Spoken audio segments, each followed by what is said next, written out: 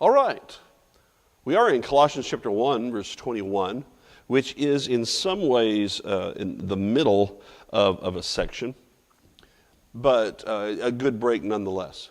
What you find as you go through, and we've been working up to this, through Paul's commendation of the Colossians in their decision to become Christians and how they had been gaining and growing up to that point, which says something about the work of Epaphras that he commended as part of this. And then essentially praying for them that they'll be integrated, understand that they are part of something bigger and they're just as much Christians as anyone else. It didn't require having been taught by him personally to be a Christian and to be faithful. And then he addressed, as we looked at a couple of weeks ago, on the idea of what was really at stake here, which was the question of the identity of Jesus, and that he was beginning to address that question. He hasn't gotten to the full-on issue, but he's implied it a little bit, because he's talked about these two ideas that were important of understanding the relationship of Jesus to God the Father and the relationship of Jesus to creation. Because he, as was then shown, he participated in creation and yet then entered creation. And bringing that together, and that combination was brought together for the reconciliation of mankind and to basically set everything right. Anything where there was tension within the spiritual universe was to be made right by what Jesus did as he came through and came to this earth. And so all of that came to a head at the cross. And that's where we looked at it at the end of verse 20.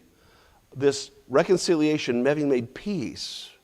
Okay, so reconciliation was because there was enmity between parties, bringing them together so that now there is peace between those parties. And that was accomplished through the cross of Christ.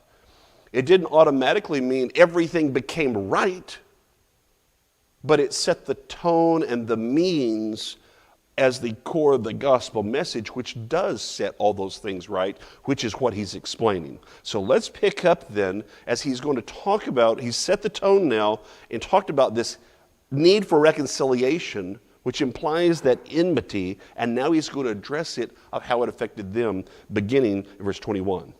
And you, who once were alienated and enemies in your mind by wicked works, yet now has he reconciled in the body of his flesh through death, to present you holy and blameless and above reproach in his sight. So in these two verses, he's now given a greater explanation and personalized what he had said before in a way of this work from the outside that Jesus had done. He takes these two verses to personalize it. That God had done all this in Jesus, the blood of his cross. Okay. But how does that affect you? And you, he emphasizes it. He says, you were once alienated. Strong word. What does it mean to be alienated? What now? Separated, good. What else goes with that? Good, disconnected. Estranged. Okay, good. You see how all of these are related to that idea of the need for reconciliation? That there's some separation, disconnect, estrangement there. There's distance that must be addressed. And so when he says you were once alienated, that's the situation. Notice there's an implication of someone else in mind. You were alienated. So before he even gets to who it was, which is already implied, and enemies. Now that's a stronger word, right? So he starts with you're alienated. You can be alienated because someone did something to you, right? You can be alienated from someone. That relationship no longer exists. They just wandered off or ignored you, ghosted you somehow. You're alienated. You didn't do anything. He heightens it when he says, and enemies.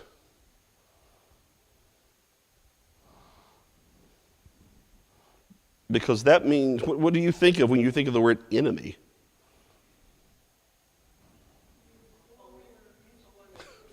For or against, you're fighting, what else?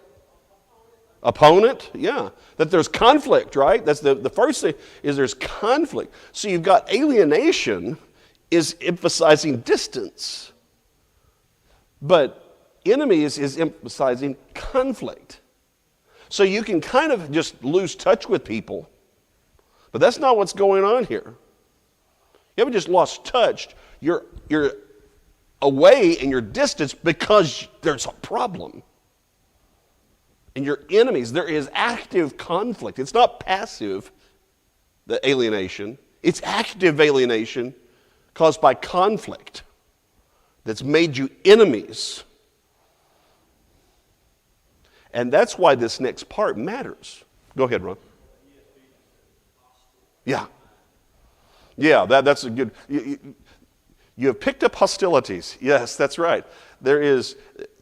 The idea of being hostile is that you are actively, in many ways, you're doing things to create a problem for the other person.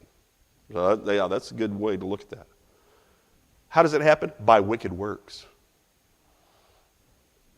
And it's important in it's coming, though, in your mind by wicked works. Catch that? And that's a more specific way of the word mind here. It's a more thorough way, so it's kind of like your intellect, thinking through things. So it's decision making. So now we've added the idea of the alienation for the distance, the hostility of being enemies, and that's due to decision making, your own decision making. Sound familiar? That results in by wicked works. So you've got in your mind by wicked works, by means of wicked works. They're just the end expression of your decision making.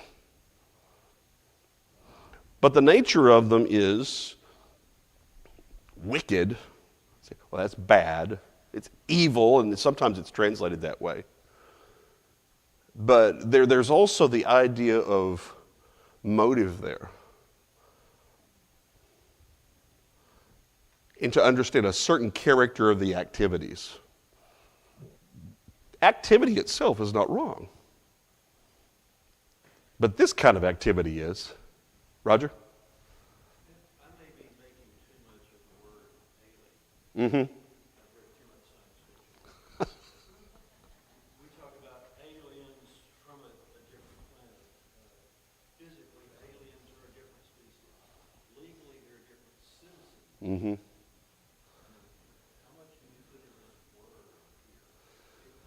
It's different when alienated becomes. Okay, I will follow up on that. On your idea of how the nature of how we use alien, whether you're talking about, I don't know, strange-looking men from Mars.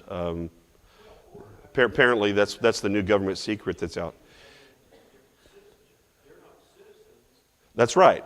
Is that a citizen is an alien, non-citizen alien. The key on all of this is otherness. Okay, and the reason why I say that is that's the root word here is the idea of otherness. It's your two who are not like the other. Okay, there's an otherness to it. So you have to have this concept of it's defined when you think about the alien. Where that came around is someone who's different than us. You have an alien in your own country is because they are not a citizen like us. Okay. When you alienate someone, it's because there's something there that they have done that distinguishes them from us. It's all about defining by this. And so being different and making that choice. Well, the problem here is what has made the distinction of the alienation and created the hostility of being enemies are the decisions that we have made, he started the Colossians, are the decisions that are made to participate in wicked things, wicked activity. So here is the root of the problem of why reconciliation is needed. But it's personalized. And that's important for us to recognize that we are the problem. One of the things, and when I've been talking, trying to give you background on some of the things that I think were going on, one of the problems that you saw in literature, I think I mentioned this last week, of the Jews was, interestingly enough, trying to avoid blame for their failures. When most of the Old Testament is about why they are to blame for their failures. It's kind of ironic. So they had to write other literature to kind of work their way out of that.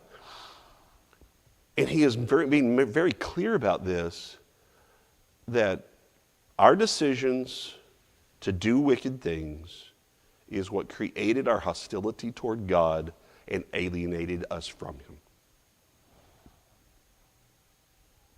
And that's about taking responsibility. And that was very important to why he did that. And so when he sets the tone just with that one phrase, and then he says, and this is why, let that emotional weight hit you. And then hear this, yet now he has reconciled. Because you do not appreciate the reconciliation part of everything God did and what it took for God, in the second person of Godhead, to leave heaven, which as being someone who had made this creation, and to enter it. And in doing so, that's what it took for this reconciliation to happen. And you don't appreciate that the same until you understand just how bad the situation was that we made for ourselves. Just think about how much do people kind of minimize their sin? Would you say that's a problem? Is it? Okay. Is that a problem for us? Okay. It's kind of one of those things, talk about otherness. Your sin is never as bad as the other person's sin. Your sin is explainable. Your sin is understandable. Your sin is reasonable. Everyone else's sin is horrible. That's why this part matters. That we have to come to grips with our own wicked works. And therefore, our own decision making, our own spiritual hostility, and our own spiritual alienation from God, if we're going to really deeply appreciate what God did to overcome that for us. Because we couldn't do any of this. So if you think about what he has just done, is even with all of that we've done, that's our record. That did not stop God from doing something to help the situation. That's what he's pointing out. This is grace. This is grace. We don't deserve, there's nothing in this description of humanity that deserves God stepping in, right? Alienated, hostile, right? Decision-making gone bad, wicked works. There's nothing about that says, hey, we deserve something, God. yet now he is reconciled.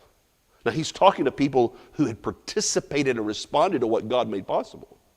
But the point is that he's making is that you have to remember where you were and that you had nothing, but God still cared enough about you and loved you and showed grace to you so that there could be something. So when he says, yet now he is reconciled, is that this idea of bringing those parties who were alienated with reconciliation, it is bringing them back together. He's made it possible to bring alienated parties, and notice that he's still relying on you recognizing from the earlier portion that is only implied in 19 that it's God. He's actually not stated that's who it is. It's understanding it from here's your situation. But it's with God that you have this problem. But the whole message is about you who have this problem with God and Jesus who is going to help you solve the problem with God. And that's where we get to verse 22 as the answer to all this. In the body of his flesh through death. Now he had just said in verse 20 before verse 21, having made peace through the blood of his cross. Again, the idea of that reconciliation and the means. So what he has done here is he is building off of that. He's expanding on it and personalizing it so that now he has reconciled you. Okay. But here's what it took. In the body. Okay. Why does he need to say in the body of his flesh through death? All three terms. Each one carries a different significance. Good, yeah. It's recognizing the extent of the sacrifice and the reality of the sacrifice. Okay, so remember what he has had to do. He's built him up and to show that Jesus is God. But this God took on a body. Okay? Now, if you forgive the simplicity of the description, what a body essentially is a container. But that helps if you understand that God is not contained.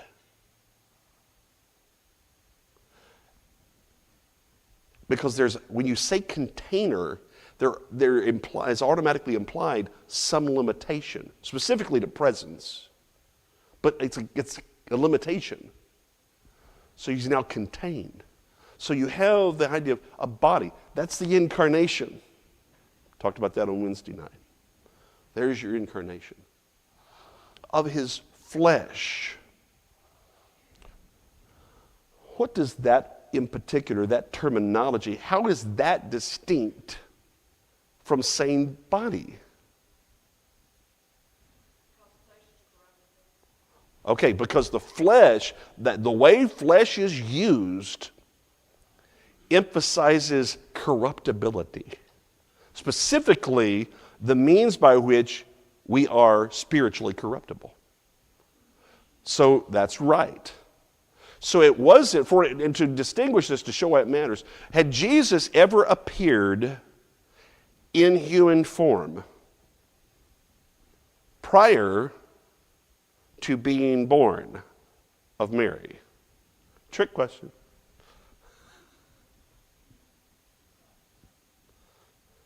Jeopardy music playing in the background.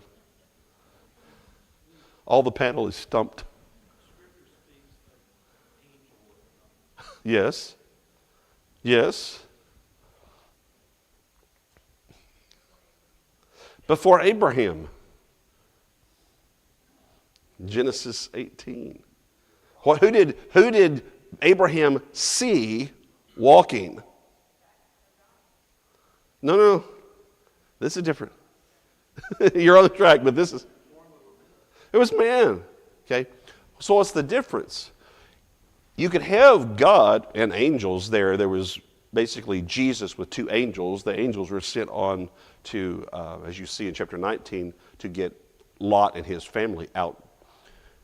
And Jesus stays behind to have a conversation with Abraham. They're talking. He's in the form of a man. Now, appearance. But that is not the same as incarnation. He's basically adopted that, put that out, and being in that appearance, but there's no connection to real flesh to be temptable.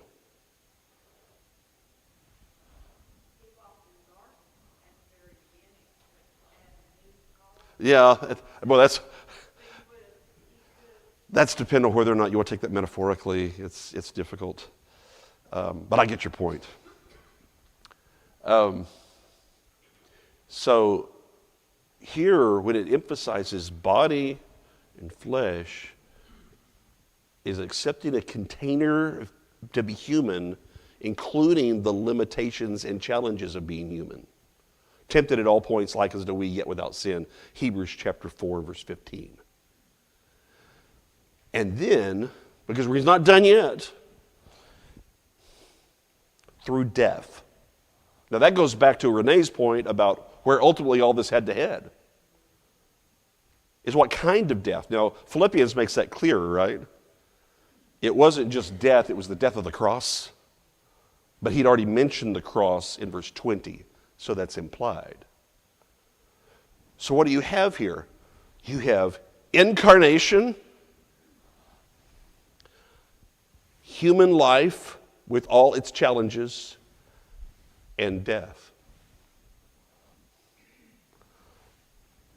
It took the whole of this from Jesus.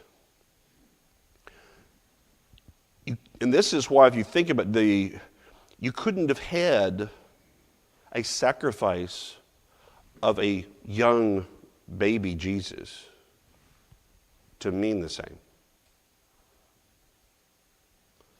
Pure still, God still, but the challenge of being tempted because he is flesh is essential to overcome. Why? Because it is not simply purity by form, but purity by choice in a human will that is being sacrificed. It is choosing to be sacrificed and to die. That makes reconciliation possible. In other words, it can't just be, when we think about the sacrifice that was made, it cannot simply be a formed kind of ritualistic thing that was going on. This is what was a problem for the Jews, was it just everything turned into ritual, right? I mean, the sheep didn't know what was going on, right? The sheep's not looking up and saying, "You sure about this?" It just doesn't happen. Sheep doesn't know. Jesus knew. But he didn't just know that. He had all these decisions to know, right? And now it's not just a human being, but it's a human being who is also God. Everything's on the line. That's what it took. Now we look at the aim. So you understand where you were. You understand what it took for God to do. What was the purpose and aim of all this? To present you holy and blameless and above reproach in his sight.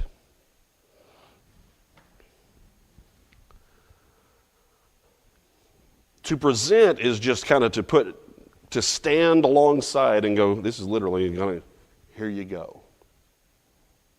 Here's what we've got now. Here's what we're looking for. To present you. You were alienated. There was intervention by God in Jesus Christ on the cross. Why would he do that? To get you at a totally different place. What place does he want you? First of all, he wants you to be holy. Now, as we always do, whenever you have series of words put together, you need to kind of look and say, what is the distinction between them? Because at first glance, don't all these words seem to carry the same idea? If I were to ask you separately about them in a practical way, what does this mean for you? You are to be holy. You are to be blameless. You are to be above reproach. What would you say? What do they all have in common? Let's start with that. You're a good person. Well, I hear that. You're right, but that's kind of like, how generic do we want to be, right? I always love it when everybody describes every athlete as being, well, he's a good person. Someone's interviewing someone and says, I never expected that person to commit murder. He's a good person. Okay? We have very low standards, right? God has very high standards. What is he meaning here? Okay, we're back down to the choices we make on the other side. That's right. Holiness, this is the normal word, which means you should be familiar enough with it. It's hagios. Set apart. Distinct. And there's a moral component to it, but it's because it's God's character. Distinct and set apart to God, from sin and to God. It's typically how we see it, though that's contextual. So that there's a distinctive character to us. Well, what has he just been talking about of what we did? If we made decisions before that alienated us from God and made him our enemy and also performed wicked activities, now he's flipped all of that and we're getting a list on the other side. Now that itself is instructive if you look at how Paul constructed this section. Because he's already telling you that the cross of Christ and what Jesus did for us was designed to provoke a change in who you are and how you behave. Did you notice that? Just the natural progression of how he's writing this. Here's how you were this way, acting this way, making this kind of decisions and acting in an abominable kind of way. Jesus died for you to change all that. And on the other side, what does he want to change you to become? Holy. Well, that's the character of God. Be ye holy because I am holy, saith the Lord. 1 Peter chapter 1, verse 16, which is quoted from Leviticus. Holy. Distinctly God's. You were distinctly opposed to God. He wants you to be distinctly his. In character, in your choices and morality. Blameless. You look that up in the dictionary, it says, without blame. Not so helpful. Really, this is the idea, I'd say more without blemish. No stain on your record. Stop and think about that. We've already established you've got a stain on your record, right? What does the blood of Jesus do, though? Washes away the stain from your record. So he's not saying that you have these naturally. He's saying these are characteristics that are possible for God's people to be described with because of the intervention of the blood of Christ. That's always a component. You're not a saint simply because you were in water. You're a saint because you have Jesus' blood attached to you, washing you. That's why it's possible. Without blemish, the stain on your record is removed. It's all those things, no more, pardoned. All your spiritual crimes, pardoned. No one can access those anymore and hold those against you. Expunged from the record. Good, thank you. And then the third term, Above reproach. Notice all of this is in his sight. In his sight. He's not changing history. He's changing how he sees you. And it should change how you see you too. That's why he's writing this. Above reproach. What does it mean to be above reproach? We'll use that kind of as a sign. He's got a character above reproach.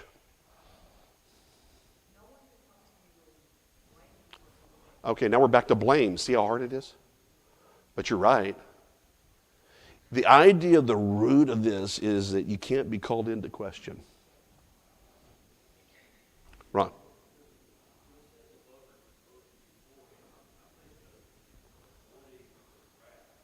Okay, somewhat. That all of that, the idea of about, because of the blood of Christ, all those things where judgment would have come in, those questions are not going to come up.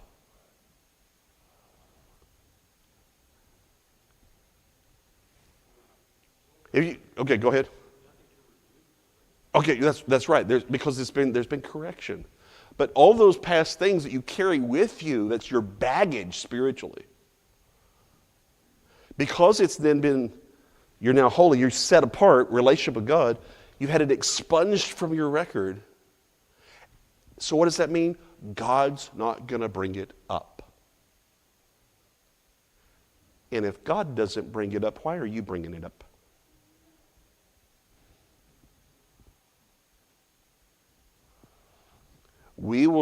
I say this because I want to deal with a particular problem of sometimes we will beat ourselves up over our past sins after we've done everything to be forgiven of those past sins.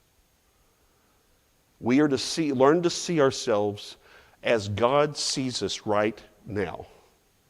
And if that means that we are guilty because of sin, that we need to see ourselves as guilty because of sin. But if we've been forgiven because of the blood of Christ, because we've done what God asked, whether being baptized for the remission of those sins, or we have prayed and asked Him to forgive us of those sins and confessing them, that those sins are gone. And we need to see it the way God sees it.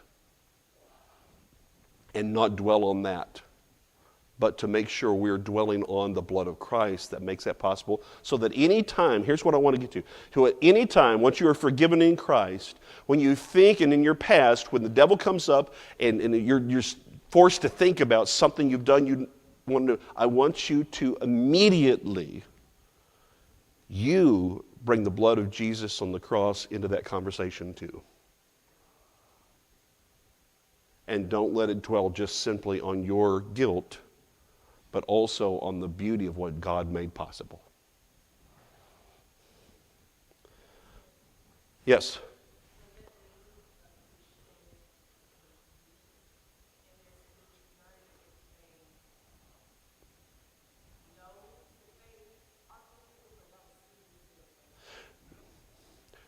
I don't know. I don't know. I think this is a natural. I'm trying to express a natural struggle. I wouldn't have brought it up except I think it's a very common struggle. Okay, weak. That's kind of a nebulous general term. It's going to depend on what it is, whether that's a sign of weakness or it's actually a sign of. Paul would bring up. Remember, he knew his sinfulness, but he made sure to couple that with knowing the value of the blood of Christ. I think that shows that never fully goes away. So don't beat yourself up over the fact that it never fully goes away. Just bring this other into it. Okay?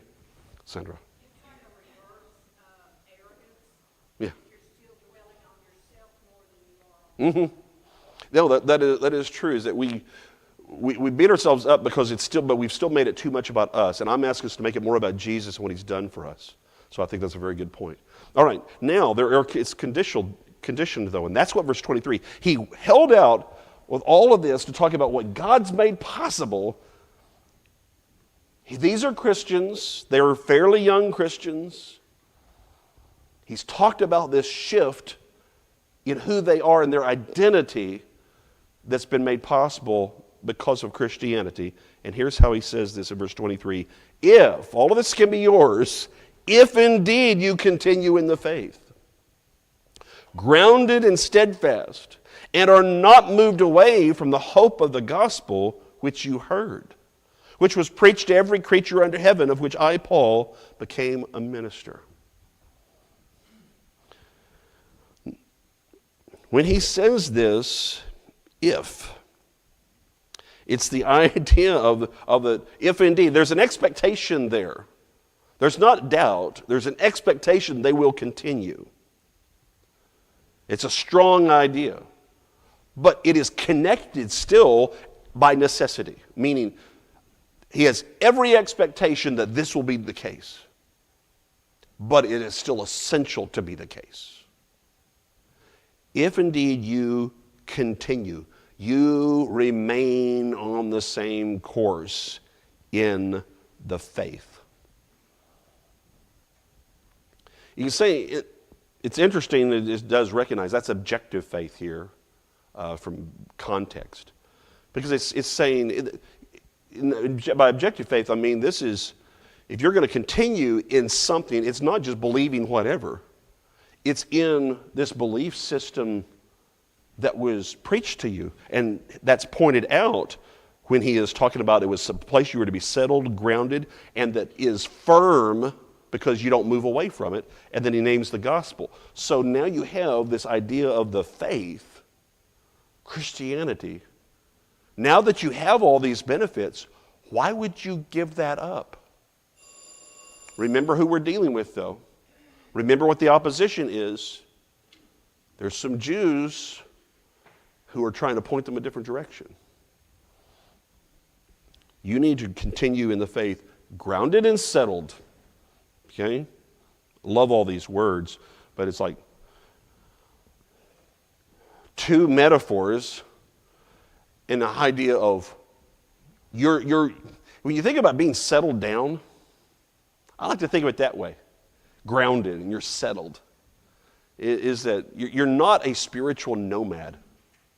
You're not wandering around following any idea, whoever can kind of make you feel good in the moment. You need to be looking for what is real and settle in true Christianity. It's put down and then roots there. He's going to get to that metaphor later on. It says, be steadfast, firm. Okay, that's your idea. Firm. The concept here is being fixed in purpose. So now you are settled in, and I know where I'm going.